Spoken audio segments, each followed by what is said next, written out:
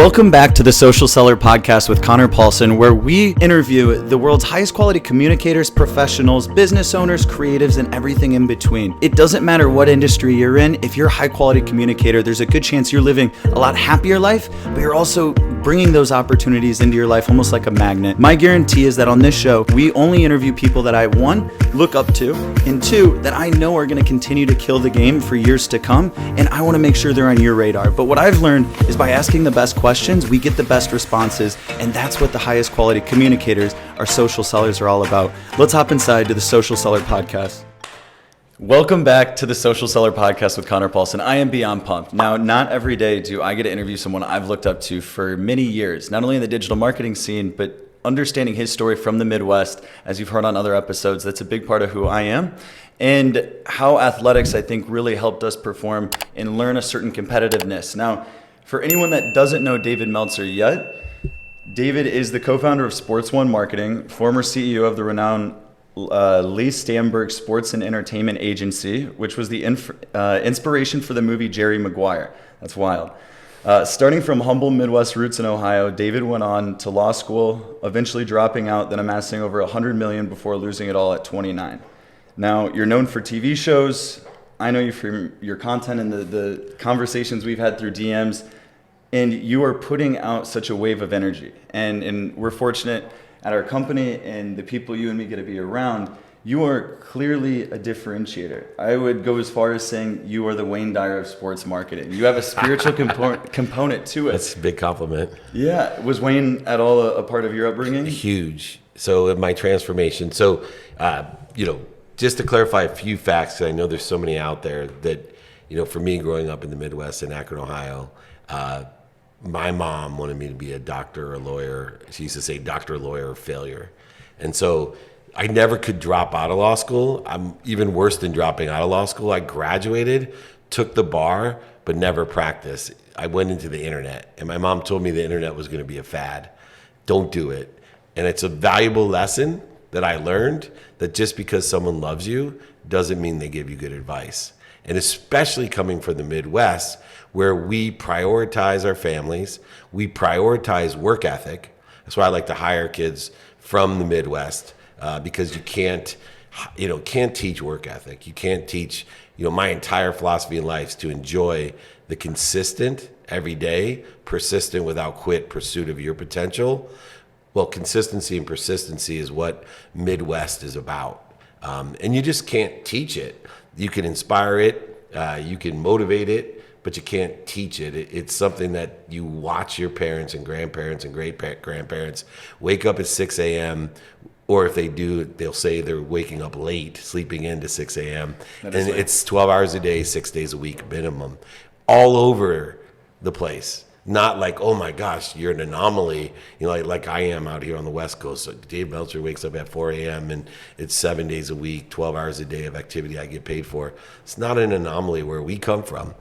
So just to clarify, my mom would freak out if she heard I dropped out of law school. I'm glad you said that. Yeah. I thought it was going to be the numerical figure, and I'm like, oh, was that corrected? No, it's that. I love that. I have we're cool. And I lost everything in my 30s at 36, not 29. That was when you earned it. You had amassed it. I had amassed over $100 million by 29. I was CEO of Samsung's phone division, then the most notable sports agency in the world, because of my mindset. My transformation occurred because of Wayne Dyer, a book called Power of Intention, which I read or listen to every day of my life. And in fact, I'm helping Serena and Sage Dyer, who wrote a book called Thinking, I believe is called, and Knowing, about what they learned by watching and listening and living with their father. All full circle came to ask me for help to promote this book, not knowing that they knew my philosophies and my energy and my frequency. They had no idea how much their dad had impacted my life. So yes, to call me the Wayne Dyer of sports or entertainment is so, number one, on target. But it's also probably the biggest compliment that anybody could give me. That's how high I think of Wayne Dyer. Damn. Thank you for sharing that, because it means so much to me on the levels that he's from Michigan. He grew up with a lot of the same upbringing, things in adversity that we all deal with to some degree. but he had that spiritual component. And I'm starting to realize, whether it's you and Rob Dyrdek, or it's what is it about Midwest people somehow uncovering spirituality? Because growing up, my dad would call that Fruit Loopville or something. Yeah, like woo fairy woo. tale land. It was woo woo free, and it's interesting though, because not only is it the Midwest, but check this out. People from the Midwest move somehow to San Diego, and San Diego is a hub, right, of transformational learning. The Hay House is in there. You got, Asaroff is there. Tony Robbins is there. The list goes on and on and on of everybody Waitley and just Maxwell. I didn't know he was Maxwell's there. Yeah. Ken Blanchard's there. The list goes on and on in different industries.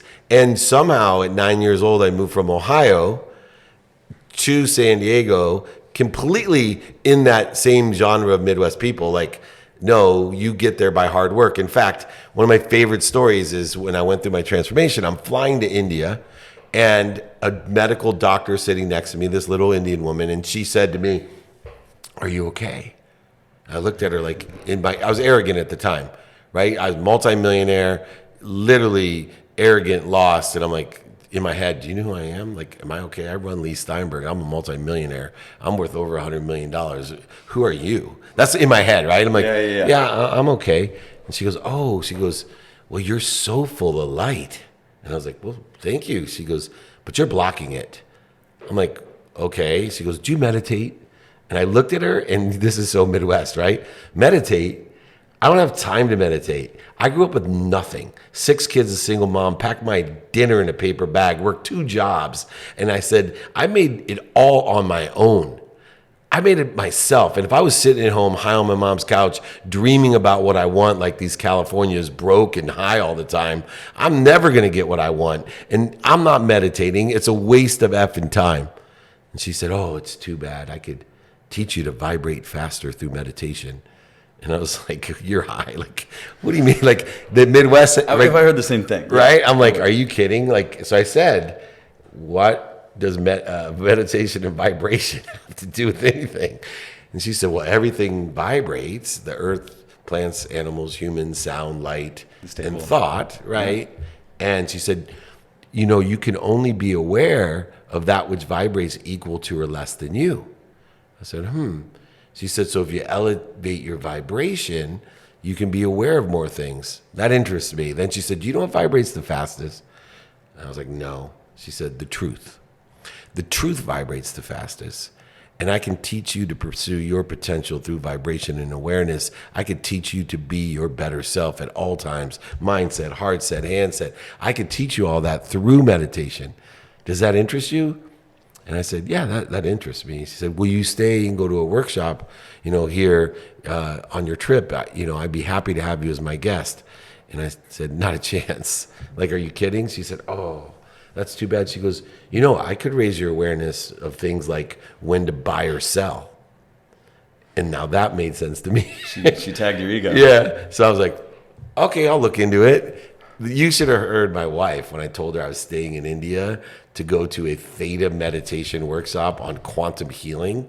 She literally, I know she Googled the woman to see like, what kind of scam is Dave involved with? Like, is he cheating on me? Like, what does this woman look like? Literally all these things probably went through her head. But I went into that workshop, came home, changed my life. I started opening my mind to things like The Secret with Wayne Dyer, John Asaroff, Bob Proctor, Jack Canfield. Ironically, within 10 years of watching The Secret and making fun of it at first, but then watching it, those people invited me to be on the Transformational Leadership Council, the group that made the movie with Rhonda Burns. Wow. So my friends today, as most people know, are Bob Proctor, Jack Canfield, John Asaroff, Wayne Dyer. They're my friends. I remember sitting on the first bus. In fact, today is a virtual meeting for the Transformational Leadership. We do 2 retreats a year with the greatest thought leaders in the world to come and experience and share the greatest transformational ideas that we have. Wow. It changed my life. That is the room you need to be in, right? They Right. always say you never want to be the smartest in the room, but that takes you to so many levels. I'm still trying to not just be the dumbest one in the room.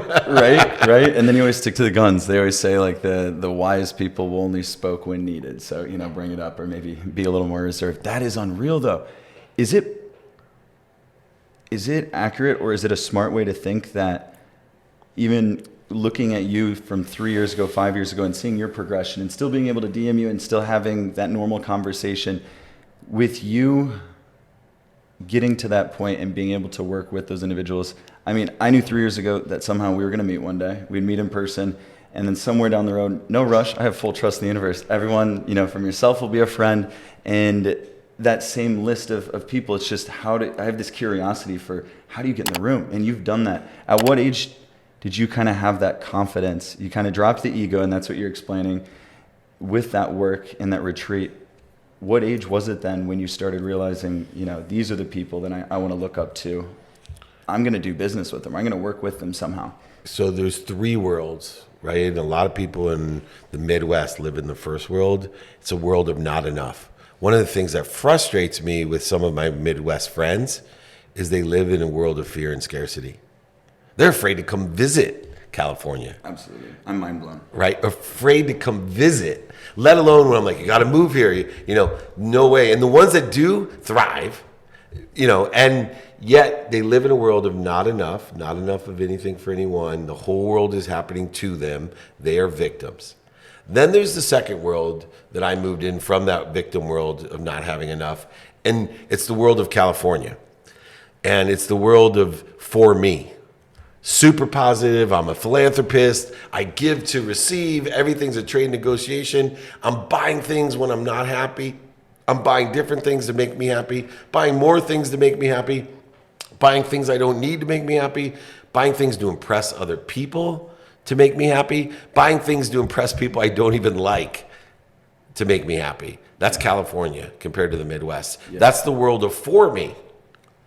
Then there's this third world that you're living in right now. And it's the world that allows everything to happen at the right place at the perfect time. It's a world that is driven by 3 laws. The first law is the most overlooked law. It's called the law of gravity. Law of gravity is something you just stated. I'm exactly where I'm supposed to be. I'm at the right place at the perfect time. My feet are here on the ground. There's a perfect blend of the currencies and money, the object of energy that I put into flow to get what I want, and the object of faith is an energy that I put into flow. And I'm right where I'm supposed to be. Yeah. But it doesn't mean that I'm satisfied, because I'm expanding, growing, and accelerating. So I also have to implement not only the law of gravity every day to say I'm exactly where I'm supposed to be, but institute the law of Gaia, which is from John Assaraf. Goya. Get off your ass. Get off your ass. Right? That's the Ohio law. Right? Goya. It ain't going to happen sitting home high on my mom's couch dreaming about what I want. The one thing I hated about the movie The Secret was the scene where the guy's sitting in a chair dreaming about a Ferrari. It really pissed me off, because I knew how much I had to institute the law of Gaia to buy my Ferrari. Now, I may have bought it for the wrong reasons, to impress people I didn't like, right? But I bought it through the law of Gaia. So law of gravity, law of Gaia, then the law of allowance or attraction. See, if you institute the law of Gaia, you say, I'm exactly where I'm supposed to be. Law of Gaia says I'm going to angle to what I want. Pain, mistakes, failures, and setbacks are an indicator that I have a better place to be, a better situation to be in, and I need to learn a lesson in order to resolve the pain. Yep. See, there is no pain when you have the solution. 2 + 2 is really hard until someone tells you 4. Once you know it's 4, it's not a problem anymore, is it?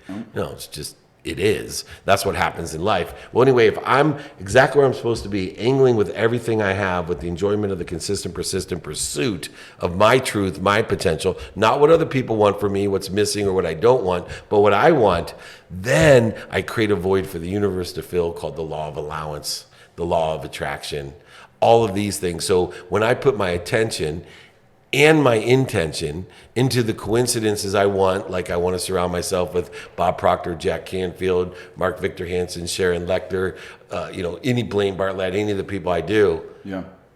attention plus intention equals coincidence. It's the mathematical equation of allowance and attraction. It is a mathematical equation of luck. People will look at me and say, how's all this happened to you? Your TV shows, your podcast, the people, blah, blah, blah.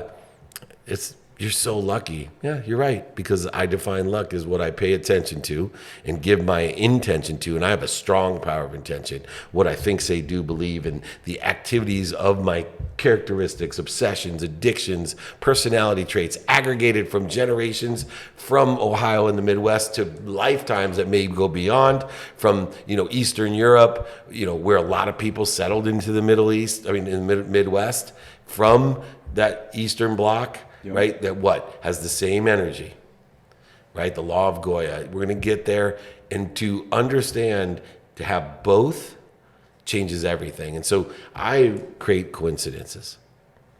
I love that. So much to unpack there, David. I want to take it from a high level and just kind of give what I learned through this process. This is still new to me, but like you had said, you start focusing on self-development and you have those people you look up to, right? I didn't have a mentor early on. I didn't have a business idea, but I had friends that were entrepreneurs and I knew, damn, I like that idea. And I remember early on, I was like, I'm just not the guy that comes up with ideas. Like, I must not be fit for this, right? Nature versus nurture. Nature was not on my side. And then I saw online, I think it was a Tony video from a long time ago. Each day, start practicing writing 5 to 10 new business ideas. You have never written them before. You start doing it. All of a sudden you have the ideas and you start, surrounding yourself around these people. And growing up in a town of 3,700 people in West Branch, Iowa, and growing up on a farm in a family of generations, waking up early was always a part of it. But there were never that caliber of individuals, like Damon John to yourself, or someone even coming through the town, right? So laws of proximity. Now, I went to school at the University of Iowa, and you have a few Hawkeyes I know in the office, which is awesome. All of a sudden, I was like, whoa. Iowa City at the time was the second gayest city in the country, right? San Francisco legalized gay marriage. Iowa City was second.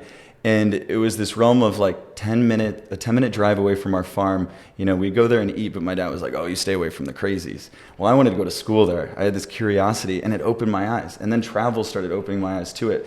The takeaway is this energetic presence. I didn't know at the time why I liked being around these other entrepreneurs. These were college kids, right? I didn't know any of them. They're from anywhere else in the world. I did know one thing. I was in college, even though I didn't define myself as smart, I saw, okay, for this baseline, I'm around smart people. How do I maximize this time here?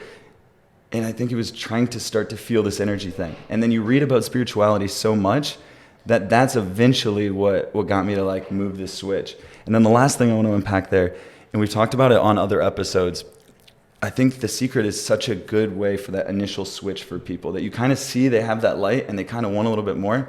And it's just that shift in the mindset. The first 5 to 10 minutes can be a little like, is this going woo woo?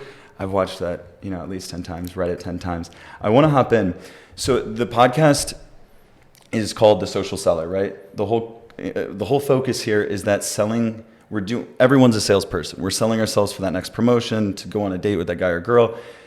The highest level salespeople aren't high ticket closers, right? They're social sellers, and we define that as professionals that communicate at a level and live in line with their values, right? Take action aligned with those values and magically start to live this abundant mindset and lifestyle. And so we're able to help them on a sales realm.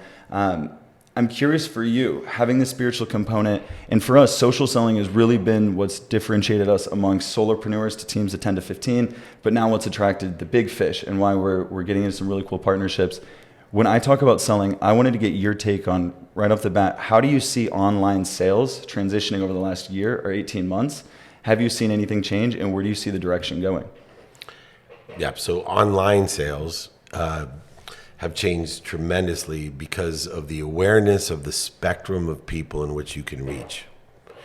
And whether it be in politics of online sales, right? Because we are selling politics and selling ideology in a whole different manner by understanding spectrum, that you are only speaking to your audience, your 71 million. Republicans, only people that were listening were 71 million. There's no difference. There was the Dr. Pimple Poppers of the world that discussed the majority of the world. but yet she would have more subscribers than the Pro Football Hall of Fame, which are the heroes of the greatest, most popular sport in America, because she spoke to a spectrum of people, because the reach of the spectrum became unfathomable to anyone selling a product, service, solution, or a brand. It became unfathomable for a kid who grew up in a 3,700 person place in Iowa to even understand what 7 billion people, the possibility, the probability, and the perspective of 7 billion people to address a value. And so over the 18 months, it became critical for people to understand that we have access to a spectrum.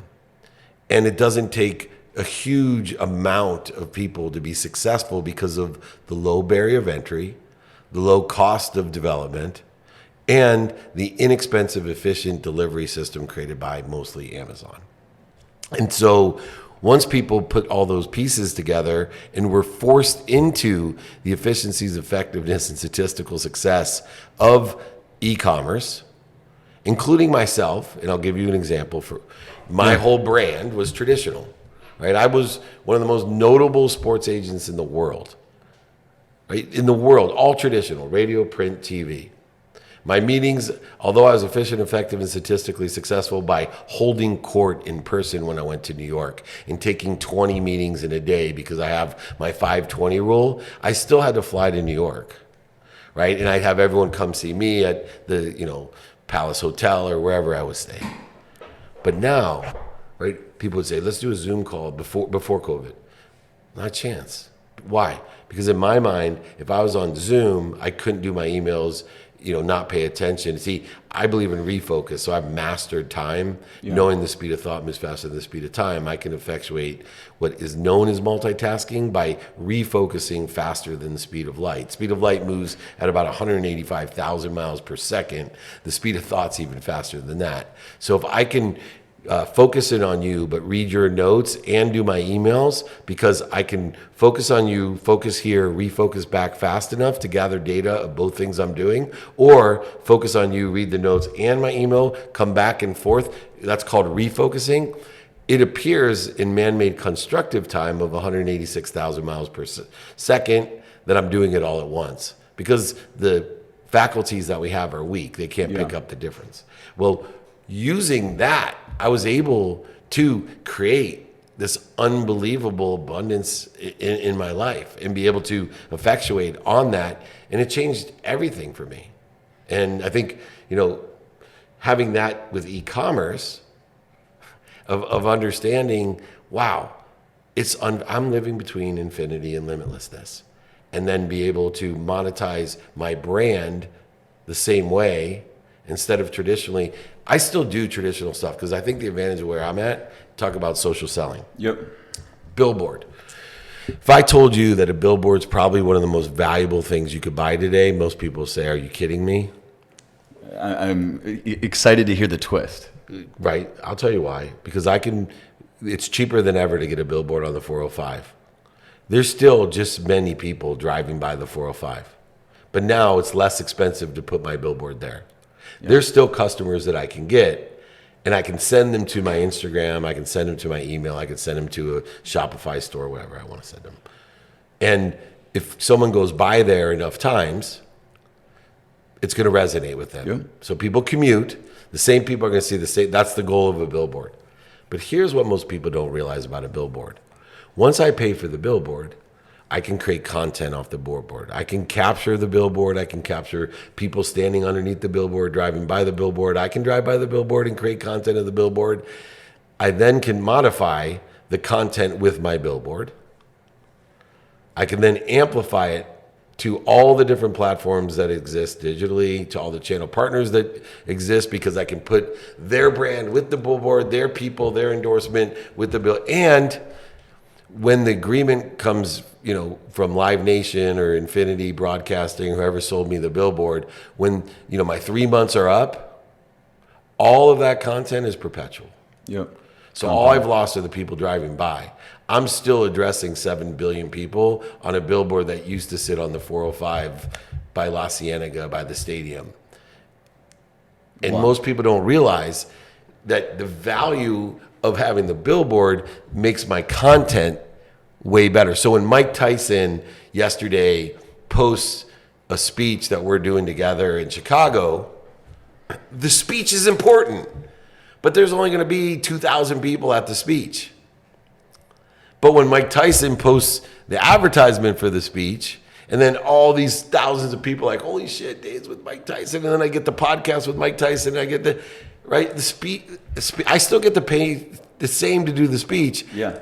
I just get the Perpetual side and the relationship with Mike and all the other things. So there still has to be this traditional sense that is now just captured, modified, amplified, and perpetuated. People haven't got into that realm of social selling yet, but it's as important as stimulating interest, transitioning interest, sharing a vision, managing and develop a vision, and thriving through social selling is the stage theory. It's Shakespeare's theory. Yep. Because what did he say? The whole world is your stage. Once people catch on and catch up to David Meltzer, oh shit, I should be capturing this, modifying it, amplifying it, and perpetuating. You'll see an entirely different realm that has been the catalyst of why I use Zoom.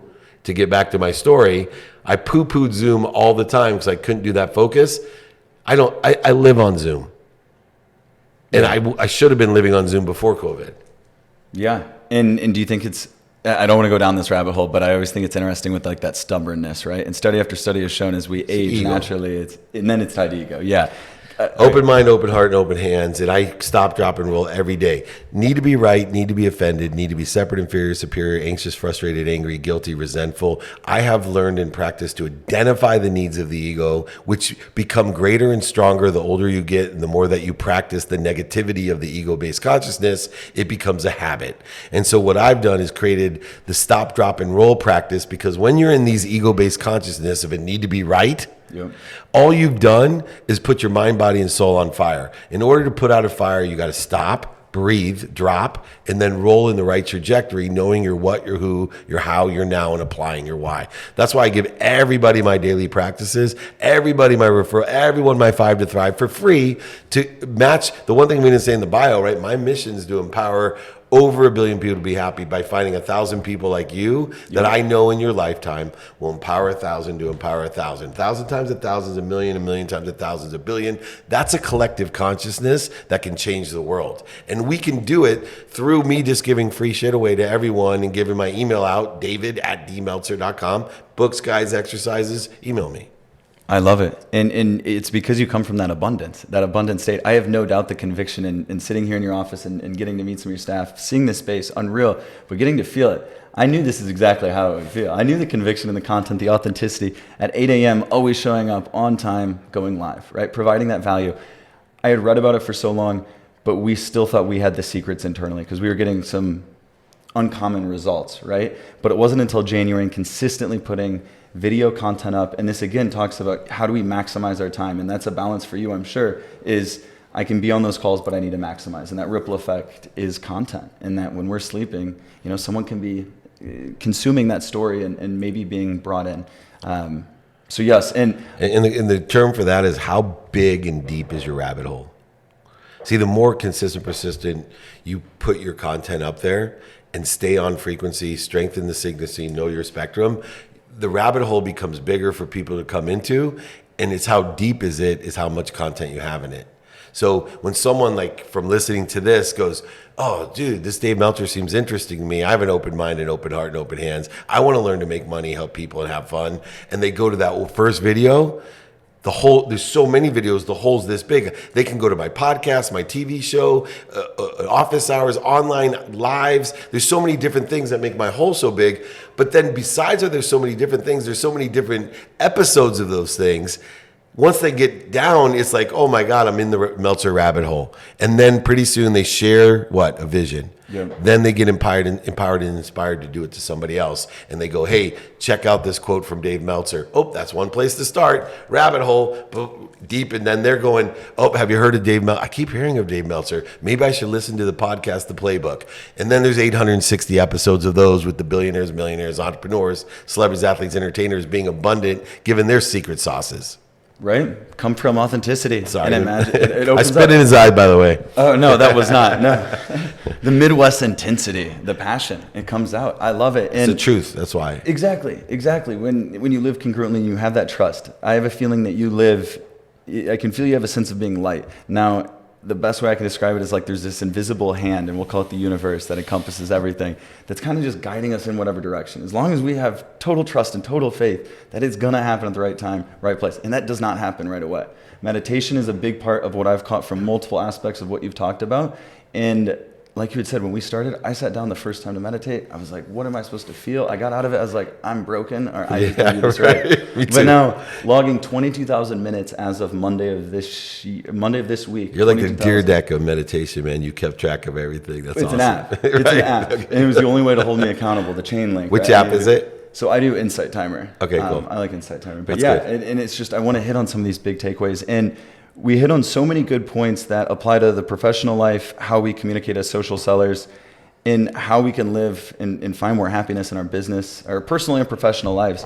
And you have a book, Connected to Goodness. We ordered a copy for everyone on our leadership team. We're waiting for that to come in. But could you tell maybe one or two quick principles on maybe the takeaways or who that would provide value to? So there's 7 key principles with 4 key elements. And the basis of the book is this. Everyone starts in nothingness. And this is why these ideas that Tony tells you to write down 5 of them. The minute you think about what you want, and this is why I have 5 daily practices, which I'll give to everyone. You go from nothing, sitting in Iowa, to a possibility.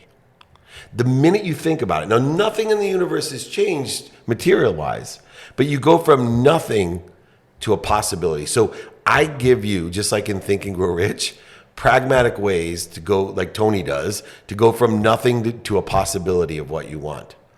Then I tell you how to take the possibility and become inspired in spirit. Not motivated, right? Motivated will get you up, get you back up, get you started, get you back started.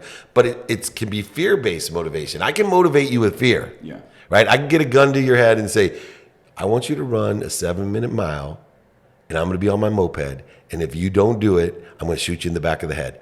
You're going to run a 7-minute mile. You'll be very motivated. You're not going to be inspired. In fact, the fear is going to create interference between you and what actually you're connected to and through. But you'll be motivated. You'll get up, get back up, get started, get back started. No problem. But possibilities become probabilities through inspiration. So I give, once again, pragmatic tools to get clarity, balance, and focus using the 5 daily practices and the values that I talk about in the principles of knowing your what through personal experiential giving and receiving values. I can take a possibility, which is a mathematical advantage. If you say something, you have 0 and I'll give you a possibility. Is there a mathematical advantage? Yeah, possibility is more. If I tell you you have a possibility, I'll make it a probability. That's a mathematical advantage. Meanwhile, nothing material has changed in the world. All we've utilized is the fastest vibrating thing we have is our thought and the truth, our potential, our ideas, our dreams, our creativity. Now, here's where it's cool. This is what I talked to Sadhguru about. How do you dummy down the shit so people understand it? Yeah. So I can teach people through pragmatic possibility to probability. How do I make your probability your perspective? Because your perspective is your reality. And we saw that in the election. Yep. Right? We see that in politics right now. Your perspective is your reality. And this separation that's occurring in politics is because the perceptions are so divergent. There's 2 realities going on. And they're both right. Yeah. Because it's their perception. So what I teach people to do in Connected to Goodness is take nothing and make it a possibility, make a possibility your probability, and then teach them discipline, strategy, and awareness. Pragmatic things in the earth. Discipline, strategy, and awareness to make their probabilities their perspective, meaning I can materialize or manifest anything you want in life and business. And that book is a recipe. It is a directional to exactly what it is. In other words, it encompasses faith. See, here's where faith is the ultimate tool. I love GPS. Why? If I get off at the wrong exit, GPS is going to reroute me. If I get a flat tire, it's going to reroute me to a faster way to go if the traffic has changed. If I end up at the donut shop instead of the gym, it's going to reroute me back to the gym. What I love about faith is not only will it reroute you, when you get off at the wrong exit, end up at the donut shop, or get a flat tire in life, pain, setbacks, mistakes, and failures. But faith is one step more powerful than even normal GPS, because it actually will give you a better destination.